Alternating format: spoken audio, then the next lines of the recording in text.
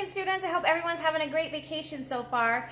The story that I chose to share with you all is one of my favorites that I used when I taught 6th and 7th grade language arts.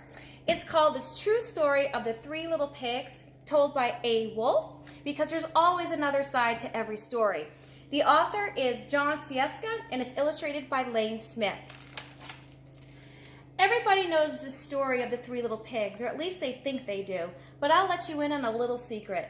Nobody knows the real story because nobody has ever heard my side of the story. I'm the wolf, Alexander T. Wolf. You can call me Al. I don't know how this whole big bad wolf thing got started, but it's all wrong.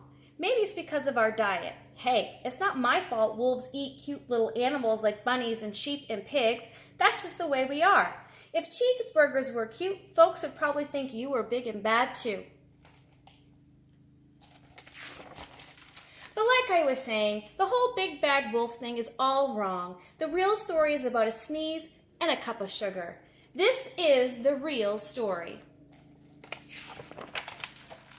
Way back in Once Upon a Time, I was making a birthday cake for my dear old granny. I had a terrible sneezing cold. I ran out of sugar. So I walked down the street to ask my neighbor for a cup of sugar. Now this neighbor was a pig, and he wasn't too bright either. He built his whole house out of straw. Can you believe it? I mean, who in his right mind would build a house of straw? So of course, the minute I knocked on the door, it fell right in. I didn't want to just walk into someone else's house, so I called, little pig, are you in?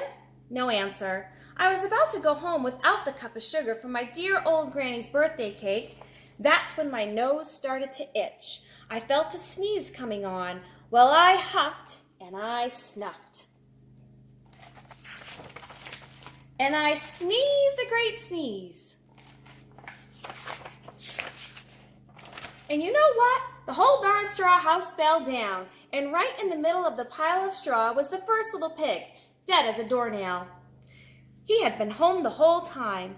It seemed like a shame to leave a perfectly good ham dinner lying there in the straw, so I ate it up. Think of it as a big cheeseburger just lying there. I was feeling a little better, but I still didn't have my cup of sugar, so I went to the next neighbor's house. The neighbor was the first little pig's brother. He was a little smarter, but not much. He had built his house of sticks.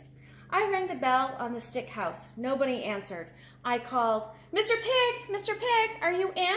He yelled back, Go away, wolf. You can't come in. I'm shaving the hairs on my chinny chin chin. I had just grabbed the doorknob when I felt another sneeze coming on. I huffed and I snuffed, and I tried to cover my mouth, but I sneezed a great sneeze. And you're not going to believe it, but this guy's house fell down just like his brother's. When the dust cleared, there was a second little pig, dead as a doornail, wolf's honor. Now, you know food will spoil if you leave it out in the open. So I did the only thing there was to do. I had dinner again. Think of it as a second helping. I was getting awfully full, but my cold was feeling a little better. And I still didn't have that cup of sugar for my dear old granny's birthday cake. So I went to the next house. This guy was the first and second little pig's brother. He must have been the brains of the family. He had built his house of bricks. I knocked on the brick house. No answer. I called, Mr. Pig, are you in? And do you know what that rude little porker answered? Get out of here, wolf. Don't bother me again. Talk about impolite. He probably had a whole sack full of sugar, and he wouldn't give me even one little cup for my dear sweet old granny's birthday cake. What a pig. I was about to go home and maybe make a nice birthday card instead of a cake when I felt my cold coming on. I huffed and I snuffed and I sneezed once again. Then the third little pig yelled, and your old granny can sit on a pin.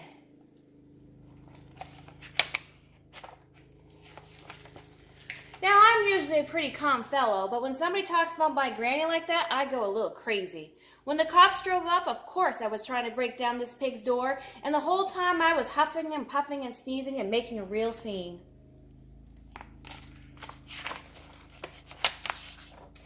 The rest, as they say, is history. The news reporters found out about the 2 pigs I had for dinner. They figured a sick guy going to borrow a cup of sugar didn't sound very exciting. So they jazzed up the story with all of that huff and puff and blow your house down, and they made me the big bad wolf. That's it, the real story. I was framed. But maybe you could loan me a cup of sugar.